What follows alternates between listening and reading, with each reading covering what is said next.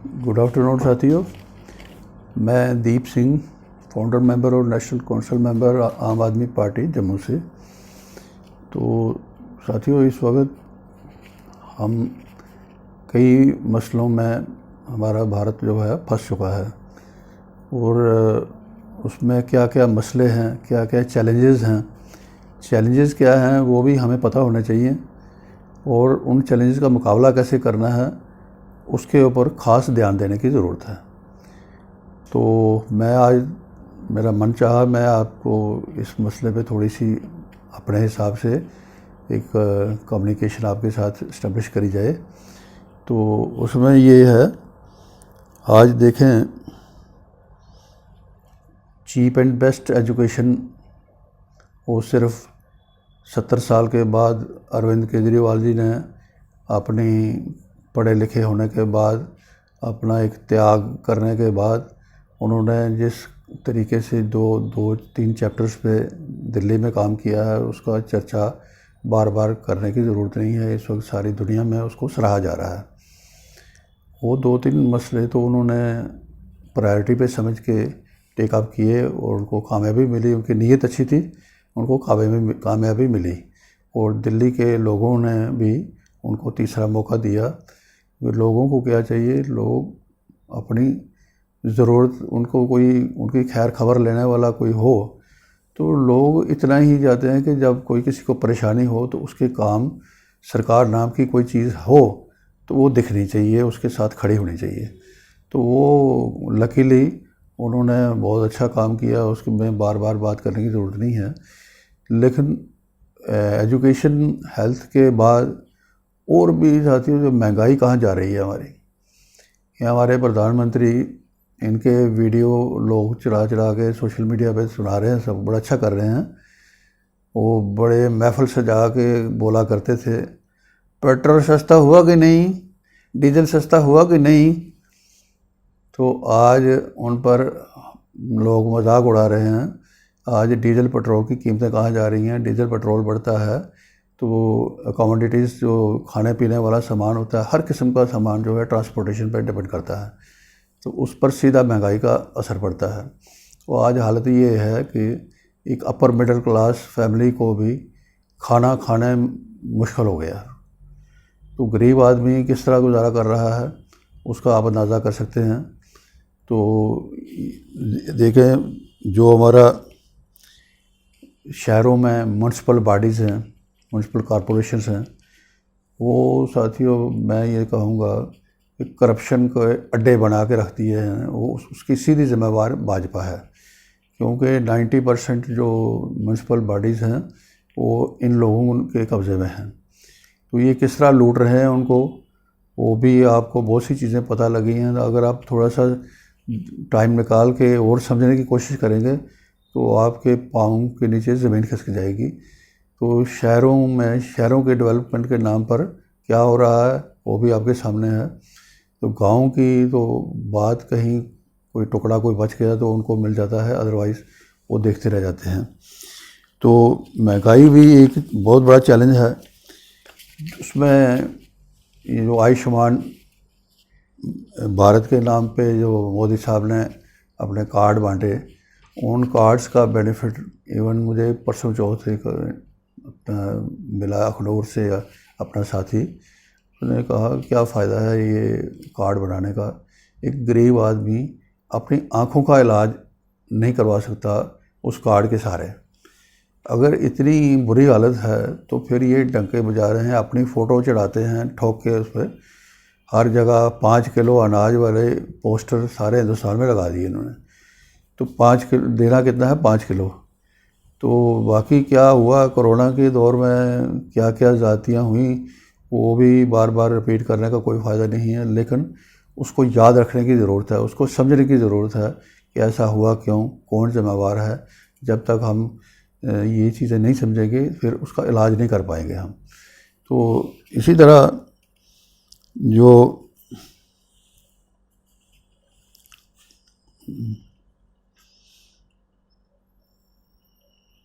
आँखों के इलाज की मैंने आपसे बात करी कि आँखों का गरीब आदमी इलाज नहीं कर रहा, तो दूसरा आयुष्मान कार्ड जो है जो मोदी साहब वाला, वो बड़े चुनिंदा से अस्पतालों को एंटरटेन किया जाता है।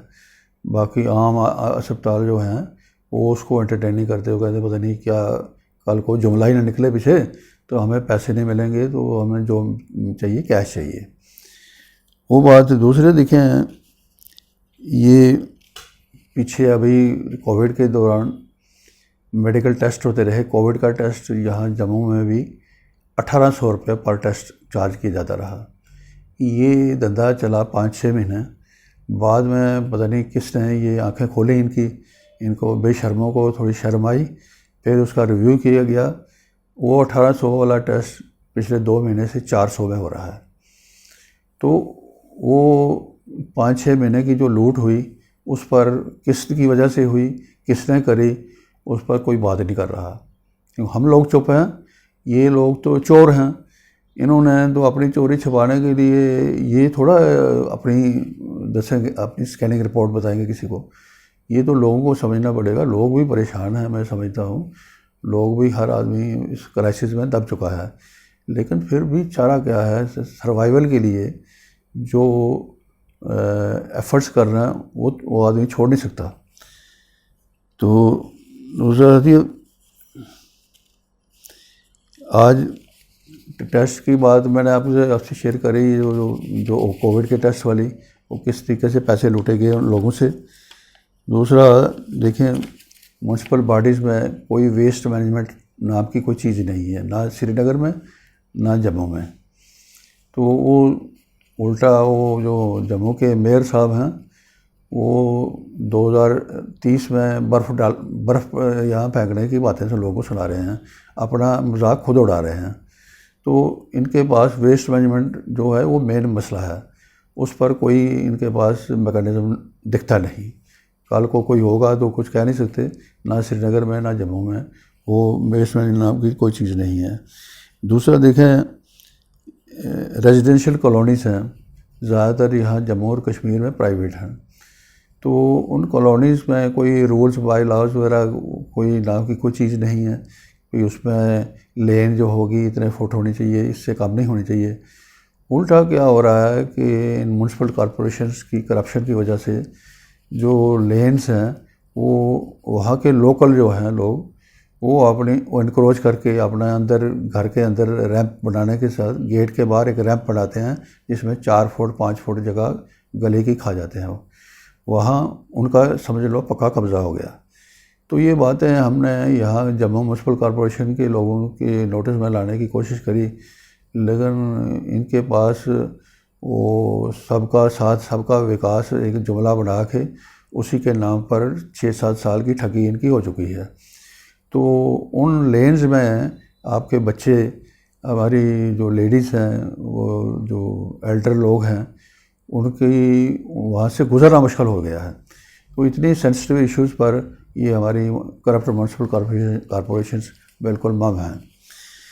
दूसरा साथियों, इसमें देखें, आपने आजकल अगर आपको मौका मिले, जो ग्रीन बेल्ट रोड है जम्मू गांधीनगर में, उसके साथ जो फुटपाथ बना हुआ है उसकी हालत देखें जाके। उस पार्क के अंदर पेड़ लगाए गए हैं, वो पेड़ का फैलाव हो गया, तो जो फुटपाथ बना हुआ है बड़ा खूबसूरत बना हुआ है, उस पर सारे पेड़ की टहनियाँ आके वो उससे कवर कर गया। फुटपाथ मैक्सिमम कवर हो चुका है। तो जम्मू म्यूनसिपल कॉरपोरेशन को इतनी होश नहीं है कि उसकी थोड़ी कटिंग हो जाए पेड़ों की, तो उससे क्या है वो एक चलने के काबिल बनाया जा सकता है। लेकिन ये बातें छोटी हैं, ये दिखाती हैं कि जो रूल करने वाले यहाँ के लोग रोज़ की झूठा बकवास क्या करते हैं और ग्राउंड पे क्या कर रहे हैं। ये बातें अगर हम लोग ना समझें तो बड़ी हमारी बदकिस्मती है, नादानी होगी।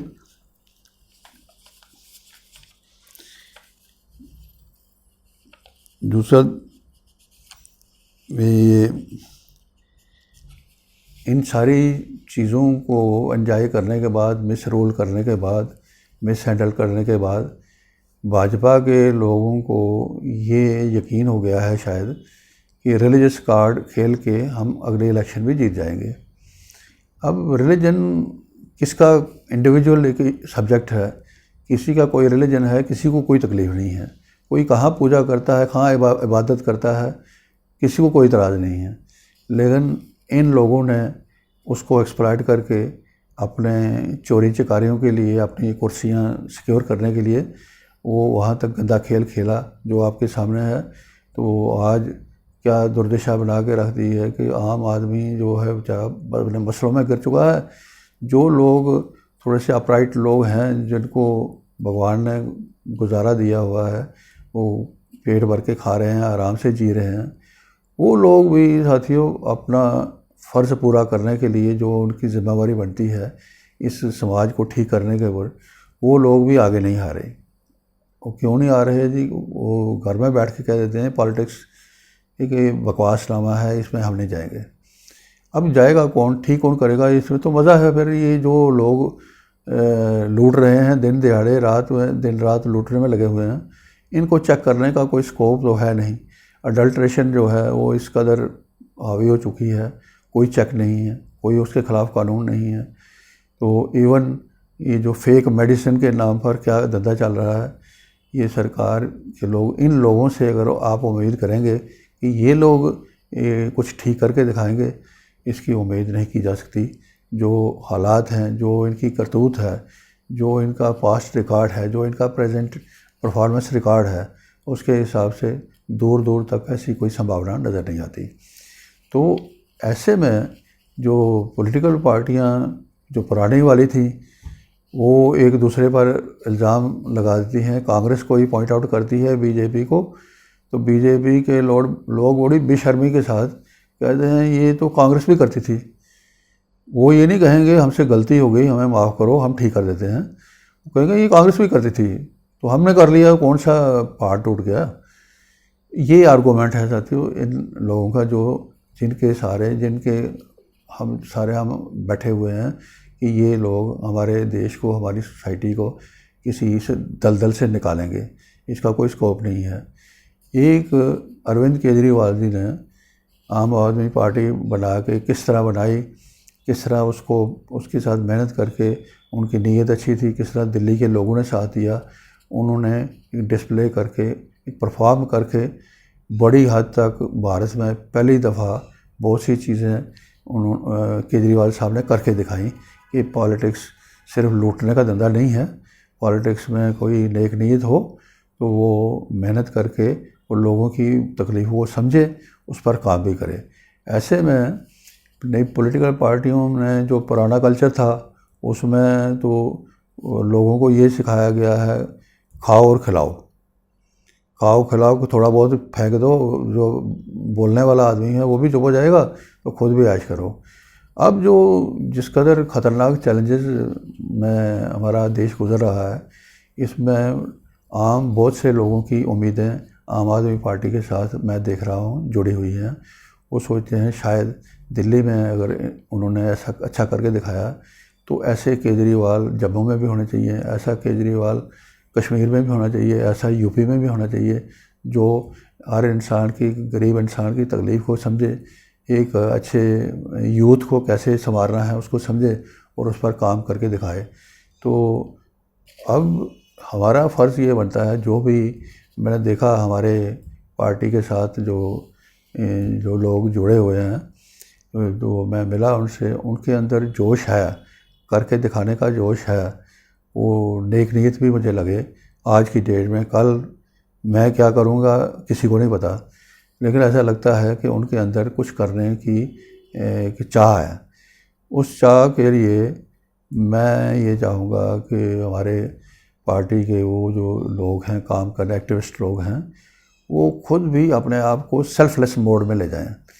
किसी ओहदेदारी की लालच में हमें नहीं सोचना है। ये लालच का काम जो पुराने ट्रेडिशनल प्लेयर बने हुए हैं, ये इनके खाते में ही छोड़ दो। तो अच्छा होगा कि जब हम अपना स्वार्थ छोड़ के एक त्याग की भावना से कुछ काम करेंगे, उसमें रिज़ल्ट मिलना 100% पक्का है। बशर्ते हमारे अंदर सब्र हो, हमारे अंदर एक नीयत हो, हम सलाह मशवरा करके किसी के साथ आगे बढ़ने की कोशिश करें, उसमें होगा, इस मिशन की हम सही मायनों में खिदमत कर सकते हैं। तो अगर केजरीवाल साहब ने एक बेड़ा उठाया है, उन्होंने वहाँ से शुरुआत करी है, यहाँ हम सिर्फ केजरीवाल साहब का नाम लेके दिल्ली दिल्ली करेंगे, उससे बात नहीं बनने वाली है। यहाँ के मसले अलग हैं। यहाँ केजरीवाल साहब का कौन सा स्टाइल, उनका डिसिप्लिन, उनके साथ उनके मिशन को स्ट्रेंथन करने के लिए हमें बहुत कुछ करने की ज़रूरत है। हमें अपनी लालच, हमें अपना ये खामखा में अपना वक्त ज़ाया करने वाली आदतें जो छोड़नी पड़ेगी। और साथियों, जब इंसान एक नेक नीयत के साथ किसी के लिए सोचता है, किसी के लिए कुछ करता है, तो एक कुदरत जो नेचर है, नेचर भी उसको सपोर्ट करती है और वो अल्टीमेटली वो जीत के बाहर निकलता है। उसको फ़ख्र होगा जब उसकी मेहनत कहीं रंग लाएगी, उसको फ़ख्र होगा कि इसमें मैंने भी पानी दिया है, मैंने भी खाद डाली है, इस मिशन को मैंने स्ट्रेंथन किया है। तो ज़रूरत इस बात की है, हमारे पार्टी के जो एक्टिविस्ट हैं, मैं उनसे रिक्वेस्ट करूंगा कि वो खुद भी ये भावना बना के आम आदमी पार्टी मिशन को और ज़्यादा मजबूत करें, और जो इस पार्टी में नहीं भी हैं उनको भी मोटिवेट करें। जो बड़े लोग हैं, अच्छे लोग हैं, जिनको समझाया जाए, जिनको नॉलेज दी जाए, तो वो आपका साथ देने के लिए बाहर आ सकते हैं। तो साथियों, इन चीज़ों के लिए हमें खुद भी संजीदा होना पड़ेगा, सेल्फलेस होना पड़ेगा और एक त्याग की भावना अपने अंदर लेके चलना पड़ेगा। हम थोड़ा करें, ठीक करें। अगर हमने गलत करना है, गलत करके बहुत ज़्यादा दिखाना है, उसका कोई फ़ायदा नहीं है। तो मैं आज की बातचीत में यही आपसे कहूँगा कि हम सब मिल के जो पॉजिटिव नेचर के लोग हैं, जो कुछ करना चाहते हैं, उनको के साथ बैठ के आप तालमेल पैदा किया जाए, और इस तालमेल पैदा करके हम इन बेईमान लोगों से निजात हासिल कर सकते हैं। बहुत बहुत शुक्रिया।